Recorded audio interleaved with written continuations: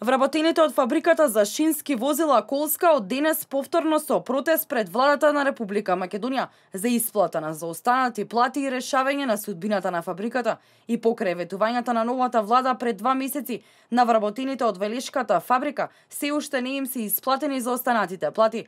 Од кабинетот на заменик председателот на владата задолжен за економски прашања Кочо Ангјушев преку соопштение до јавноста информира дека Ангјушев остварил средба со представниците на синдикатот на вработените во фабриката за шински возила Колска, пошто повторно биле ислушани барањата на вработените и им било ветено дека владата ќе работи да го надмине проблемот, а вработените ќе ги добијат своите примања.